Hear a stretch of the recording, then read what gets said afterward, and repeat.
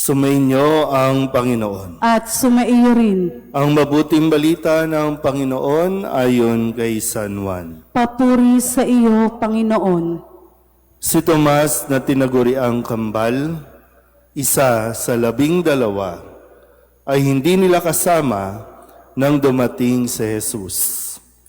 Kaya't sinabi sa kanya ng ibang alagad, "Nakita namin ang Panginoon." Sumagot si Tomas, "Hindi ako maniniwala hanggat di ko nakikita ang butas ng mga pako sa kanyang mga kamay at naisusuot dito ang aking daliri at hanggat hindi ko na ipapasok ang aking kamay sa kanyang tagiliran." Makalipas ang 8 araw, muling nagkatipon sa loob ng bahay ang mga alagad, kasama nila si Tomas. Nakapinid ang mga pinto, ngunit pumasok si Jesus at tumayo sa gitna nila. Sinabi niya, "Sumainyo ang kapayapaan." Saka sinabi kay Tomas, "Tingnan mo ang aking mga kamay at ilapit dito ang iyong daliri. Ipasok mo ang iyong kamay sa aking tagiliran. Huwag ka nang mag-alinlangan, maniwala ka na." Sumagot si Tomas, "Panginoon ko at Diyos ko." Sinabi sa kanya ni Jesus, "Naniniwala ka na ba sapagkat nakita mo ako? Mapapalad ang mga naniniwala kahit hindi nila ako nakita."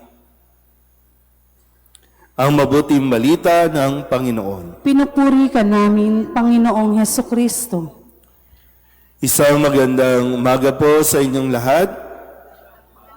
Ngayon po ay Biyernes, unang Biyernes para sa buwan ng Hulyo at atin pong ipinagdiriwang ang kapistahan ni Apostol Santo Tomas. Sabi nga po dito, isa sa 12, mas kilala o mas nananatili sa pagkilala kung sino si Santo Tomas bilang isang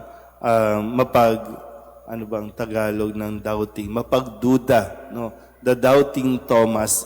Tinagurian siyang The Doubting Thomas at maintindihan naman natin kung bakit ganito ang kanyang nararamdaman, nagdududa. Lahat naman tayo nakakaranas ng pagdududa sa punto ng ating mga buhay. Nagdududa tayo kung meron bang magandang mangyayari sa gobyerno. Nagdududa tayo kung may maganda bang mangyayari sa pamilya natin. Nagdududa tayo kung meron bang magandang mangyayari sa buhay natin. Dahil nga sa mga karanasan, sa mga nakikita natin. Pero ang sa tingin ko, ang isang magandang matututunan natin dito, bagaman si Santo Tomas ay nagdududa, ay malaking bagay, ang kanyang aral para sa ating lahat. Una, bakit ba nagduda si Santo Tomas? Kailangan din natin kasing maintindihan, si Santo Tomas ay dumadaan din sa proseso. Meron tayong tinatawag na grieving process. Hindi agad-agad acceptance na. Kailangan din dumaan sa proseso na kailangan mong umiyak, kailangan mong malungkot, kailangan din hindi maaalis yung pagdududa. Dahil nga malapit kay Santo Tomas si Jesus at yung bang namatayan siya, dahil kamamatay lang ni Jesus dito, na ipinako sa krus, namatay sa krus. Kaya hirap siyang tanggapin na, kaya bang mabuhay talaga? Nabuhay ba talaga? Diba? Kahit nasabihin ng mga kasamahan niya, nabuhay si Kristo, nakita namin. Pero nandoon nga sa proseso na nag-grieve pa si Santo Tomas. Kaya, ito yung kanyang pinagdadaanan. Pero tandaan niyo po, ang pagdududa, ang pagkakaroon ng pagdududa, hindi ibig sabihin masamang tao ka na. It doesn't make you a bad person. Normal po yung magduda. Okay po tayo?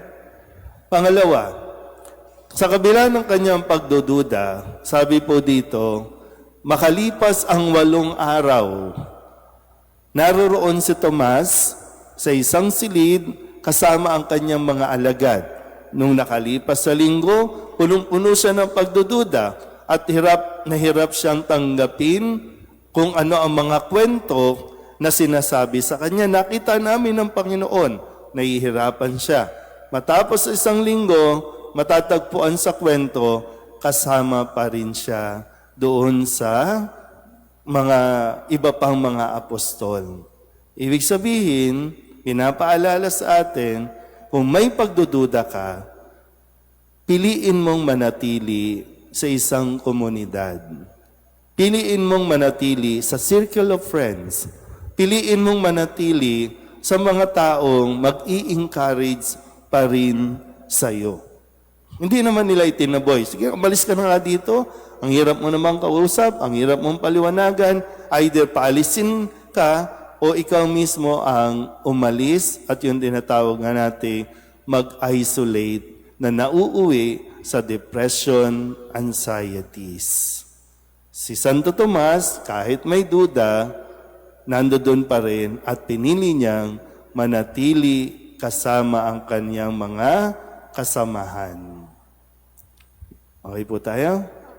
Pangatlo, matapos yung pangyayari na ang magandang paalala nito din sa atin ay magkaroon pa rin tayo ng pananampalataya sa kabila ng hindi natin nakikita. Kasi gano'n naman ang pananampalataya.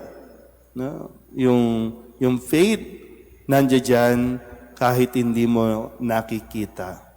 At itong karanasan ni Santo Tomas mula sa pagiging doubting, ngayon ay nagpo-proclaim o nagpapahayag na nang sabihin niyang, Panginoon ko at Diyos ko, my Lord and my God.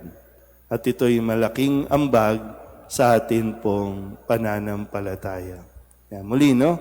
Tandaan natin mabuti, no, ang pagdududa natin, sikapin natin mas magdala sa atin sa paghahanap sa Diyos. Amen?